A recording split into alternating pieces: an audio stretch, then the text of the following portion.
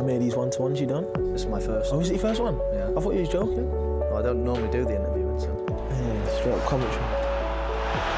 Well, Anfield erupts, and Daniel Sturridge continues a great run of form. Looking back on your career, did you always believe that you'd reach the level that you've reached now, or was there a certain point that you realised that this could be, I could get to the very top? It's difficult because, when you're playing when you're younger and you get yourself into the first team environment, things happen quite quickly. And for me, I thought I'd be where I am. Now I've always been confident in myself, but it's been a long journey to get to where I am. Sturridge! Nothing's easy, and things take time to come into fruition. So I'm happy with everything that's gone on in my career because it's helped me get to where I am today. I mean, it's funny you say that because a lot of the time when I was asked about my career, I always thought to myself, I always knew I was going to be a footballer and I always knew I was going to play at the highest level, but you're quite reluctant to say it. You don't want to appear big-headed. No. But right from an early age, I was like that. So it's interesting to know that you always thought you'd make it to the top, and you've got a rich family history of it as well. Yeah, I mean, as you say, my uncles played and my dad before them played, and as you say as well, you don't want to seem like you're kind of overconfident or big-headed or whatever it is, but you always have to have that belief. You don't always get that from other people.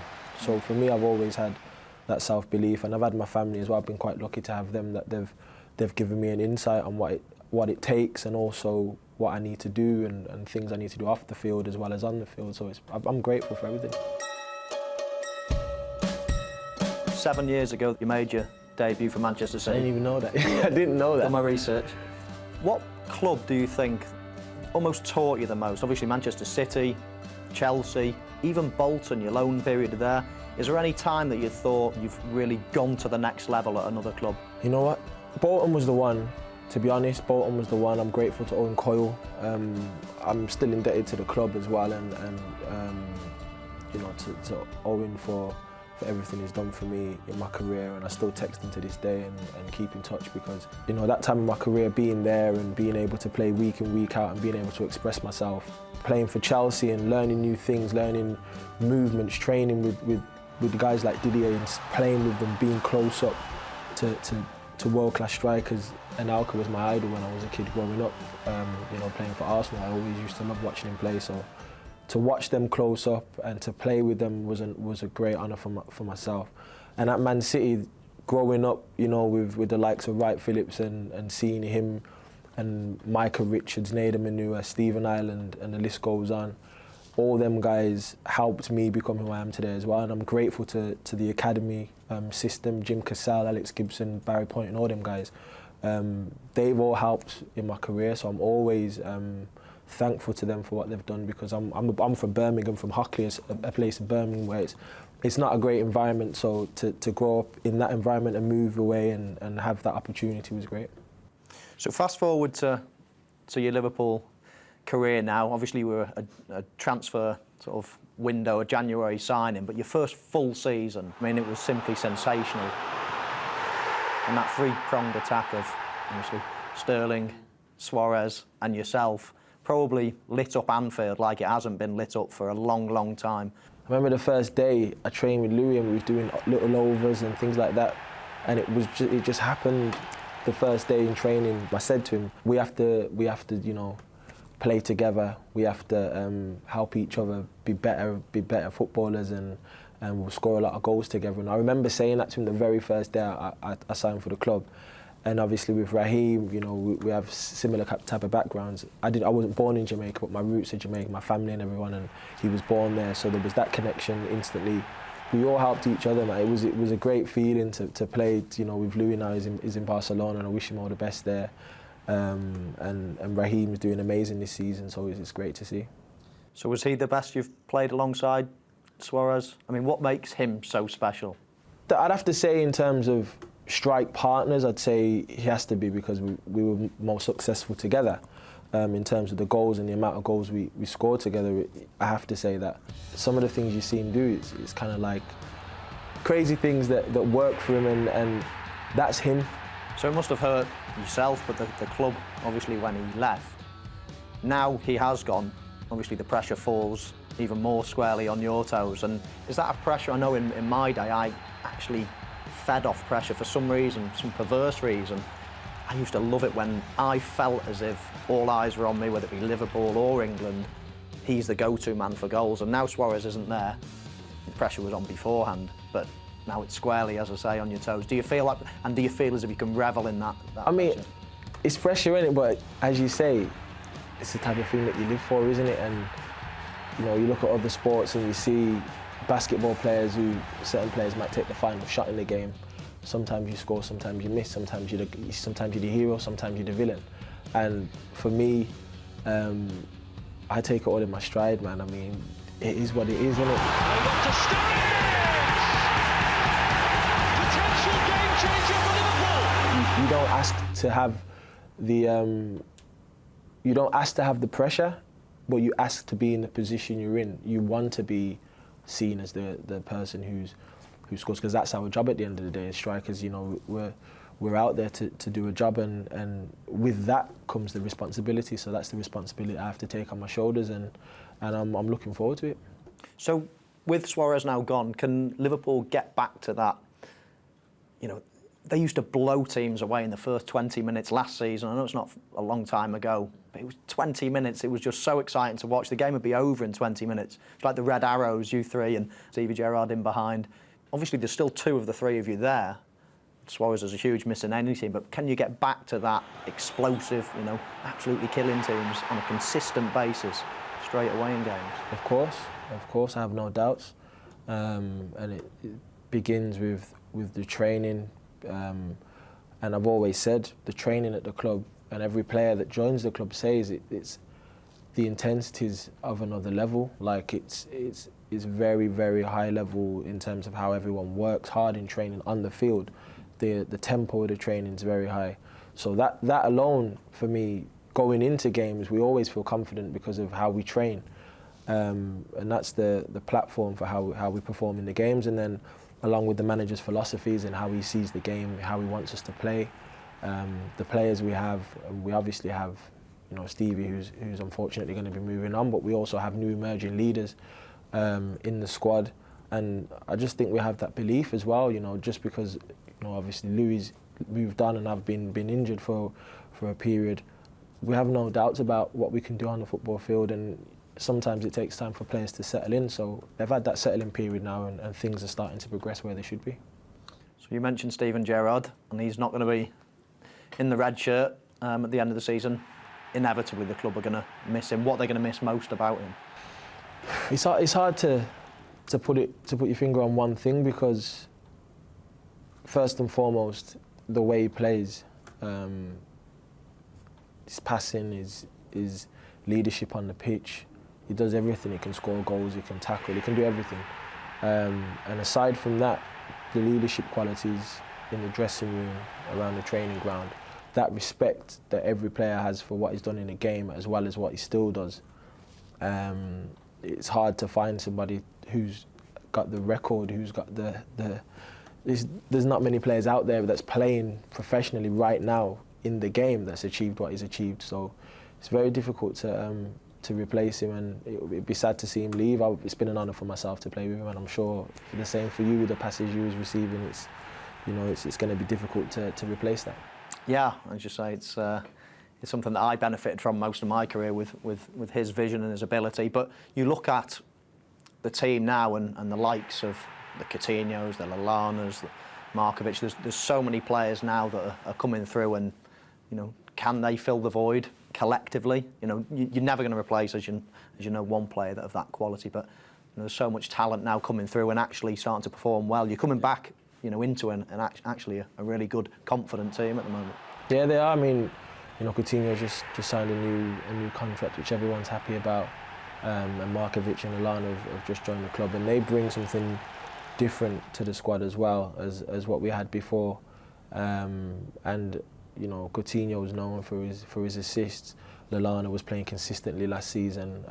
I think he was up for the player of the season, you know, voted by his fellow peers in the footballing world, and of course Markovic had a big reputation as well. So for everyone settling in now, as I said before, and performing at a higher level. We're looking forward to the future. You know, everyone's excited about that, and we're building something for the future. It's not just about now, even though we want that success, and I certainly want that success right now, but we're building for the future as well. And most of the players, I'm 25, and I'm probably one of the older players in the squad now. You know, there's players at the age of 20, Markovic, Coutinho's 22, Raheem's 20, Jordan Ibe's I think 19.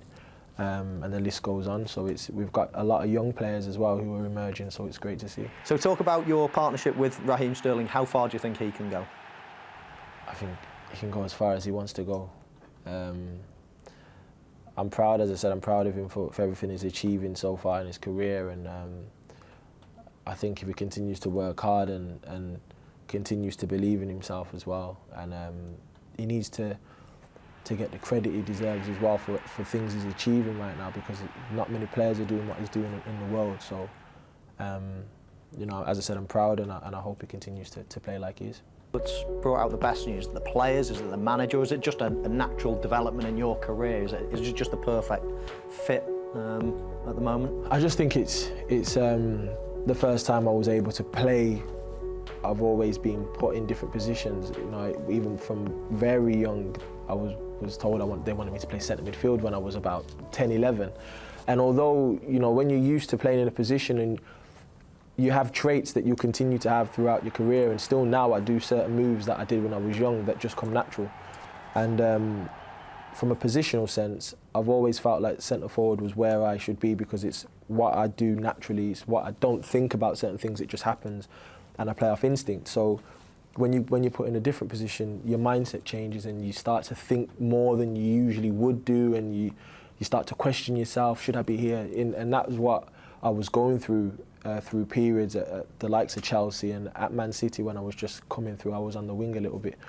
And I always knew I was a centre forward, and I always believed in myself in that position, and I didn't have that belief from other people.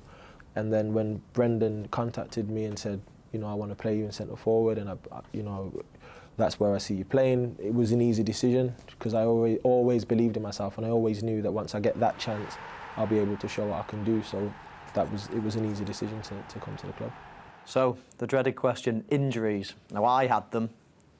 You've obviously experienced them. I used to hate it when people question me or ask me about how's the injury or whatever. I was an explosive player. You've got raw pace as well. Is it something that is just, you know, if you're going to run that quick, you're far more susceptible to injuries than others? As you say, with how I play now and the way you used to play, you make certain runs and you're more explosive, and you do certain things that other people don't do, and that's what makes us who we are, who you were, and that's just how it is. That's football, you know. And I reckon if I didn't be as explosive as I was, I could play and I could be fine and I could not get injured. But I'm who I am, and what makes me who I am is the way I play, and I have to continue doing that. And I'm continuing doing the work off the field as well to ensure that there's no more injuries. But, you know, it's God's work and it's on God's time, and if I get injured again, then I'll continue to work hard, but God willing, that doesn't happen again. Well, I was going to say that because, you know, there's almost a resignation. There was for me that I am going to pull a muscle at some point, but you can do things off the pitch to try to limit that risk. And obviously you've just come back from Boston and your latest attempt to get fit. How was that out there in the US? It was great. Different mentality in terms of how they approach things. And as I said, it was completely different to here, completely different to how things are viewed over here in terms of injuries. And, you know, it was an opportunity for me to improve on every aspect, from upper body strength to lower body strength to the muscles to core to the lot. So I did everything. Injuries are part of football, and a lot of players pick up injuries. It is what it is. It's part of the game. I just take it in my stride, man. I don't mind. I know when I'm fit, I know what I can do. So I know what I bring to the team, and I know what I can achieve with the team when I'm healthy. So for me, it's part of the game.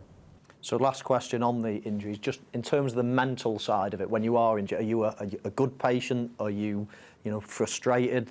How do you cope with it? I mean, I used to get an injury and just think, right, tell me how long I'm going to be out for, and then I can almost shut myself down and think I'm going to miss that game, that game, that Yeah. game, and that's the target. Yeah, Everyone deals with it differently. How do you deal with it? I'm quite similar. Like I always like to think about, oh man, I want to play that game there, and I think sometimes I'm a little bit obsessive in trying to push myself to be ready for things when I sometimes need to just relax and understand that. And that's kind of the approach that we're taking, is just look, take your time. Don't force yourself to do anything, because I'm obsessive when it comes to playing. I hate being injured. It's the worst thing. People don't realise it until you experience it. It'd be like a musician not being able to sing, or an actor not being able to act. People don't realise, what it kind of takes away from you, because you live for it. It's what you feel, it's what you love. You want to do it every day. The feeling of scoring goals, the feeling of getting that win. You don't get that when you're injured. Even though your team wins, you don't have the same feeling as your teammates. Even when you win, you don't have the same feeling, because you're not involved and you're not there. And for me, I love my job. I love playing. I love being fit. I love scoring goals. I love helping the team win games. That's what's most important to me. My lifestyle, I can enjoy my life in 10 years when I'm retired. But now is what I love my job, and that's what I like to do. So when you come back from an injury, like you did against West Ham, and you score a goal immediately and you're back, you just feel so happy. Explain that feeling, because, I scored goals in my career. Some meant more than others, but when you've been out for a month, 2 months, 3 months, however long, that energy, that frustration, everything that builds up when you score, it's just the ones coming back from an injury felt even better to me. I mean, was that how it felt against West Ham? Exactly the same, as you said. It's that the way, and you're thinking about when you come back, and you're thinking about, if I get a chance, maybe I'll score, but I don't know if I might not score, but it's cool. And it's kind of like, deep down, I want to come back, I want to score, I want to get back to winning ways with the team, help the team win games, help the team. But strikers, we live for scoring goals, and that's the feeling. It's like a drug, isn't it? Yeah, you forget the feeling. It's like a drug, isn't it? It's like you just want to have that feeling over and over again. And for me, when I scored, it felt like, I posted a tweet and I said, you can't replace the feeling of scoring goals. You can't recreate it, and I don't feel you can, because moments like that, even though it was one goal, and even though it wasn't, like a final or anything. I mean, you've scored many goals in finals and things like that, and I can only imagine what that felt like. But just scoring that goal, coming back from an injury, felt as if it felt great for me, and it was nice to feel it. But hopefully there'll be a lot more of those occasions before the end of the season, and I can score many more.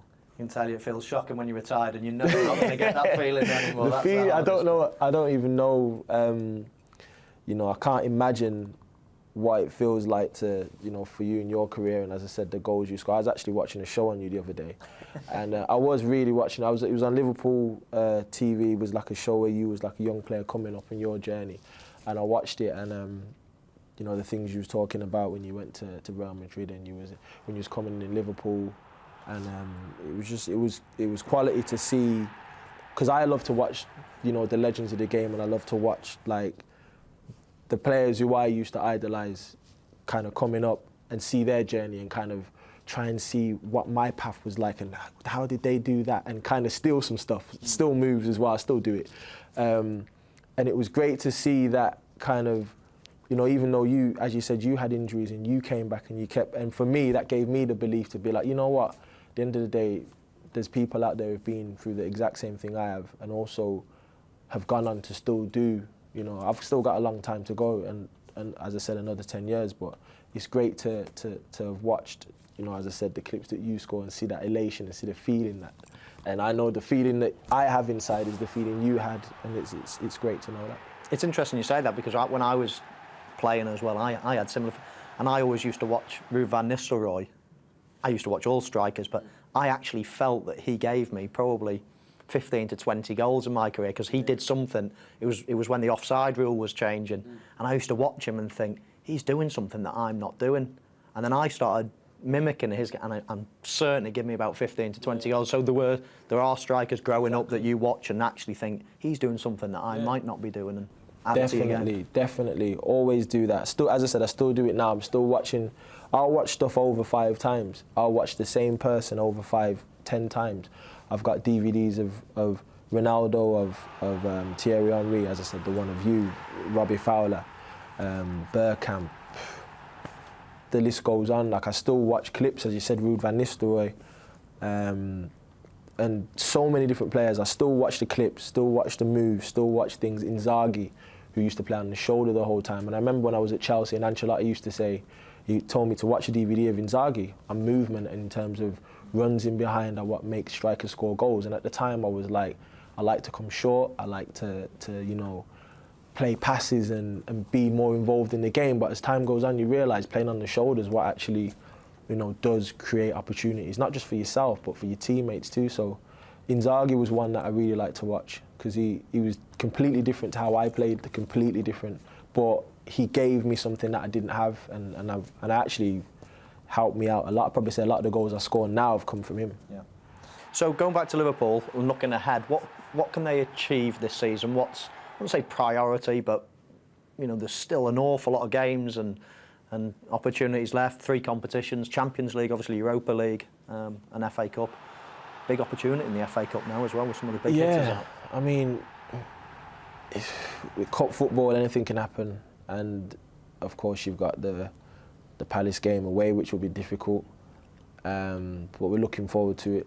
You know, it's a big competition for everyone to want to win, with the you know, Chelsea and City falling out of it, but there's Arsenal, United, and also as well, it's as I said, it's cup football. It's one game, so anyone can progress, and I wouldn't like to disregard any, you know, and say any of the other teams they can't win, because for me it's cup football and anything's possible. And the UEFA Cup as well, it's a great opportunity for us to go out there and you know, stake a claim for that, because we play some great football, and I believe in the philosophy that the manager has and everyone else does. And we know on any day if we play the football we're unstoppable, so we have no doubts about what we can do. And the Champions League, obviously you missed playing in the Champions League this year for Liverpool. Is that a burning ambition to play in the, you know, the real highest level of the game? That was frustrating for me, very frustrating. You know, I've obviously played in the Champions League with Chelsea and experienced it for them, but I worked so hard last season to get us into this competition, and that was probably the hardest thing for myself, being injured, was that I wanted to play in the Champions League with Liverpool this season, and I wanted to help the team progress into the later stages of that competition and to stake a claim for that. And that was the hardest thing throughout the injury, because I was away watching. I used to get up early doors in the mornings, and I'd, you know, change my rota around in terms of my rehab to make sure I could watch the games. So that was probably the most frustrating one, watching the games and seeing that the results weren't going our way. It was unfortunate that we went out in the end, but again, next season there's plenty of games to the end of the season now, so hopefully we can get back in there and I can play in it next season. And we'll be covering them on BT. Yeah, so I'm looking forward to that as well. Daniel, thank you very much. Thank you very much. Good luck at the weekend. Cheers, thank you.